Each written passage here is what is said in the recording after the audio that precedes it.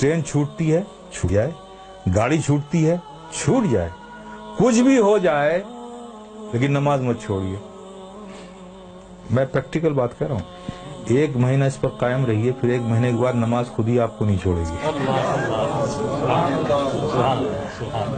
आप करके तो देखो यार, करके तो देखो मेरे प्यारे, फिर देखो क्या लुत्फ आता है।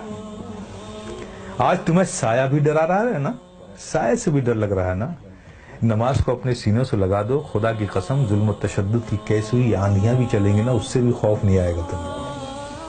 जो बंदा 5 वक्त अपने रब की बारगाह में हाजिर रहता हो। अरे भाई, एक आदमी है जो मिनिस्टर की ऑफिस में काम करता है, और दूसरा आदमी जो ऑफिस में काम नहीं करता लेकिन 3 बार प्राइम मिनिस्टर के पास जाता है, तो देखिए कैसे सीने चौड़े करके चलता है वो। ये इसका आना जाना पीएम के ऑफिस में है।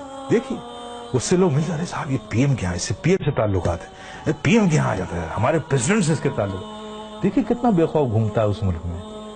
और तुम, अल्लाह ने कितना फजल फरमाया कि 5 वक्त तुम्हें ये सादत नसीब करता है। मेरे बंदो, आओ मेरी बारगाह में। जब तुम खड़े होते हो तो मैं तुम्हें देखता हूं, तुम्हारी इबादत, और ऐसी हालत में खड़े होते हो, ऐसी हालत में खड़े होते हो, चूंकि मैं देखूंगा ना, तो मैं जिसे देखूं उसकी हालत भी तो वैसी हो।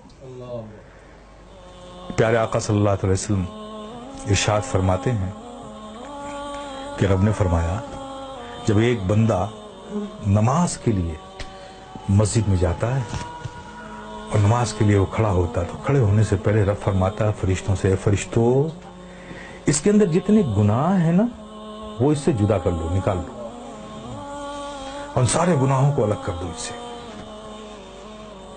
फरिश्ते उसके सारे गुनाह निकाल लेते।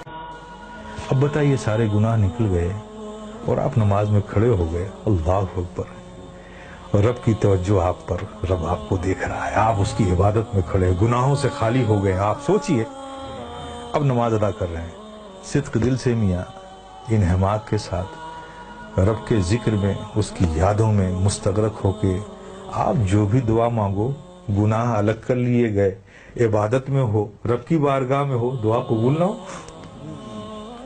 लेकिन देखिए हमारी मादियत का असर देखिए कि वहां भी हमारा ज़हन भटकता रहता है। आप समझ रहे हो ना। फिर उसके बाद क्या होता है, जब वो बंदा नमाज से फारिग होता है, कितनी बड़ी नेमत है आप सोचो। नमाज से फारिग होता है, फरिश्ते पूछते हैं, मौला वो जो नमाज से पढ़ने से पहले इसके गुनाह अलग किए थे, वो जो सब रखे हुए हैं अलग इससे, ये नमाज से फारिग हो गया, अब इसका क्या करूं, अब इसका क्या करूं। तो रब फरमाता है, जब तुमने अलग कर लिया है तो अलग ही रहने दो। आए है, कितनी बड़ी नेमत से हम महरूम हो रहे हैं, खुदा की कसम है। इसलिए मेरे अजीज, मेरे